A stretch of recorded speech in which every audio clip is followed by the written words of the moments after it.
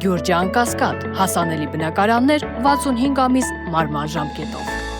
Ես ուզում եմ, որ դուք միշտ լավ լինեք, հայ ժողովուրդը լավ լինի, ուրախ լինի, անվտանգ լինի, ապահով լինի, կայուն լինի, խաղաղ սահմաններով, երկրի ներսում լինի խաղաղություն, բայց այսօր, երբ որ Տիգրանաշենի մոտով անցնում էինք, այդ տեսարանը եկավ աչքիս առաջ, ինչ ա լինելու, որ Տիգրանաշենը հանձնեն, իսկ դրա անոնսը, այս իշխանությունները արդեն արել են։ Նիկոլ Փաշինյանը հայտարարել է, ի տարբերություն 2021 թվականի, որ վերընտրվելու դեպքում, վերընտրվելուց հետո ինքը տարածքներ ունի հանձնելու Ադրբեջանին։ Այսինքն Տիգրանաշենը Ադրբեջանի վերահսկողության տակ է լինելու։ Դուք Երևան գնալու գալու եք ադրբեջանցիների աչքի խոշորացույցի տակ, դուք պատրաստ եք դրան։ Ու դրա լավագույն պատասխանը լինելու է հունիսի 7-ին։ Այո, այն բոլոր արհավիրքները, որ մենք նկարագրել ենք, մեր ընտրողների համար 21 թվականին հետպատերազմյան շոկի այդ պայմաններում գուցե չափազանցություն էր թվում ու չէին հավատում։ Հիմա ցավով ենք արձանագրում, որ բոլոր այդ կանխատեսումները ցավոք սրտի կյանքի են կոչվել։ Այդ սխալը նորից ես ուզում եմ, որ մեր ժողովուրդը չկրկնի։ Դրա համար ձեզ անընդհատ շարունակաբար այն հիմնական առանցքային վտանգներն ենք փորձում ներկայացնել այս հանդիպումների ժամանակ, որոնք որ սպասվում է մեր ժողովրդին, որը որ սպասվում է մեր ժողովրդին այս իշխանությունների երրորդ անգամ անընդմեջ ընտրվելու դեպքում։ Մի քանի ծրագրային կետերից եմ ուզում մեր խոսել, քանի որ այս հիմնական թեմաները խոսելու ընթացքում մի տեսակ ստվերվում են դրանք։ Տեսեք, այս իշխանությունները ինչ են տարիներ շարունակ փորձում ժողովրդին համոզել, ցույց տալ, 2018 թվականի այդ իրենց իբր սիրո թավշյա հեղափոխությունը երբ որ սկսեց, որ իրենք հայ մարդու հետ շատ մոտ են, մտերիմ են, ջերմ են, որ իրանք մարդասեր են, պուպուշ են, սրտիկներ են անում, պաչիկներ են անում, չգիտեմ ինչեր են անում, դուք հավատում եք դրանց անկեղծությանը։ Ես մի օրինակ եմ ուզում բերել։ Դուք գիտեք, որ վերջին անգամ Հայաստանի Հանրապետությունում համաներում կիրառվել է 2018 թվականին։ Մարդասիրության լավագույն դրսևորումը դա համաներումն է, որը որ պետությունը իրականացնում է։ Հիմա ինչի համաներում չեն անում, եթե իսկապես սիրում են ժողովրդին։ Դուք գիտեք այսօր քրեակատարողական հիմնարկներում ինչ է կատարվում։ Մարդը ուղղակի առանց վարորդական իրավունքի մեքենա է վարել, վթարի պատճառ չի հանդիսացել, տաքսի է վարել, իր օրվա ապրուստի հացն է վաստակել, բայց չի ունեցել, զրկված է եղել վարորդական իրավունքից։ Այդ մարդկանց բանտերն են գցում։ Իհարկե կարճաժամկետ է պատիժը, 2 ամիս, 3 ամիս, բայց ինչ տարբերություն։ Կամ նախաքննական մարմիններում հանցավորությունը հելել իրենց ուտում է, խայտառակ պատկեր է, գոնե Երևանի մասով կարող եմ վստահեցնել։ Ով իրեն ոնց ուզում պահում է, ով ինձ զենք ասես չի կիրառում, այո։ Ամեն մի, չգիտեմ, բակում, դպրոցի բակում, տարբեր թփերի ու ծառերի տակ կարելի է գտնել թմրանյութի փոքր պակետներ, դրանցով չեն զբաղվում։ Այդ գործերով չեն զբաղվում, բայց նախաքննական մարմինները այս գործերով ծանրաբեռնվում են, չեք ուզում բեռնաթափեք։ Դուք պետություն եք, դուք պարտավորություն ունեք, դուք ֆունկցիա ունեք, ճիշտ արդյունավետ գործելու, համաներում ինչի չեք կիրառում։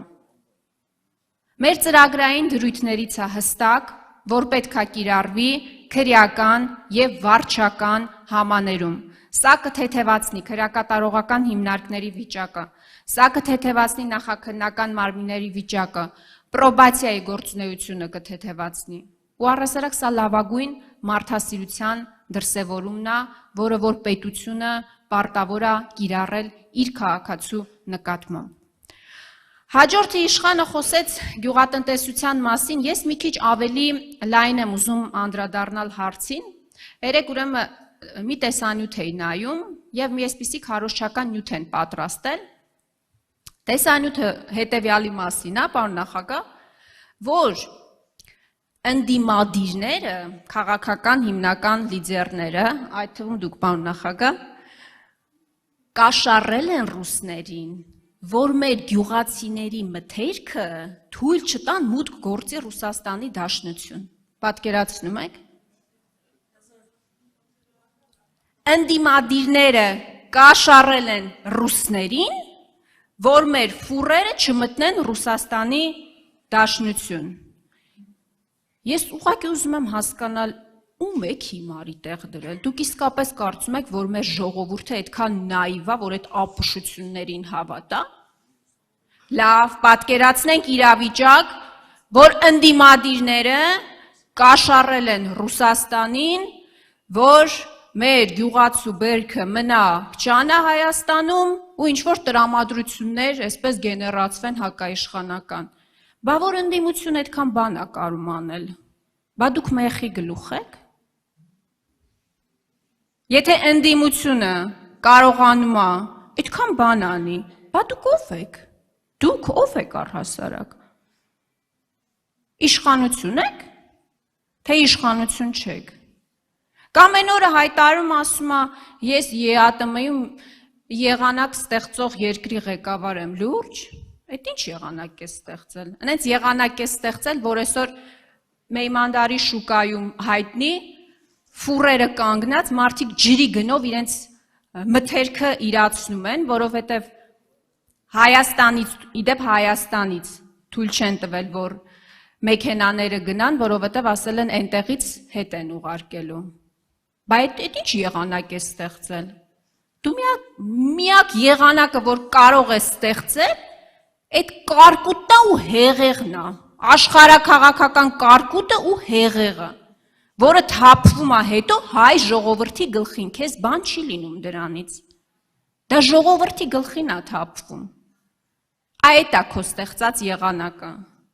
Բայց գիտեք այս ամեն ինչը ինչի հետևանք է, ինչի արդյունք է։ Մի քանի ավել լայքի։ Ուղղակի մի քանի ավել լայքի համար ինքը ստեղծում է մի իրավիճակ, որ այսօր դրված է հարցը Հայաստանի Հանրապետության ԵԱՏՄ-ից դուրս գալու չգալու։ Ինչի համար, որ եվրոպացի մի քանի պաշտոնյայի հետ գրկախառնված, պաչիկներով, չգիտեմ, ժպիտներով եւ այլն, սրտիկներով նկարներ ունենա, մի քանի ավել լայք հավաքի։ Այսինքն գինը վճարում է ժողովուրդը, գյուղացին է վճարում, ինքը արդյունքում ստանում է լայքեր։ Ինքը լայքերի դիմաց պատրաստ է ծախել մի ամբողջ ժողովրդի։ Լայքերի դիմաց, պատկերացնում եք, ընդամենը։ Իդեպ այսօր ճանապարհին նաև տեսա, որ Ռուսաստանի Դաշնության նախագահի մամուլի խոսնակը հայտարարել է, որ եթե Հայաստանը դուրս գա ԵԱՏՄ-ից, գազի գինը Հայաստանի համար նույնը այլևս չի լինելու։ Բայց սա մեզ ինչ է առաջարկում։ Ասում է դուք բոլորդ սպասեք, ես մի հատ կողմնորոշվեմ, ես ԵԱՏՄ եմ ուզում, հետո կստացվի Եվրամիությանը կանդամակցենք, չենք անդամակցի, մենք մի հատ որոշումը կկայացնենք, էլի, բայց դուք դա սպասեք, էլի։ Այդ սպասելու գինը ով է վճարելու։ Հայ ժողովուրդը, մենք ենք վճարելու, ժողովուրդ ջան, մենք, ուրիշ ոչ մեկ։ Ինքը դրա գինը չի վճարելու։ Ինքը պատասխանատվություն չի կրելու դրա համար։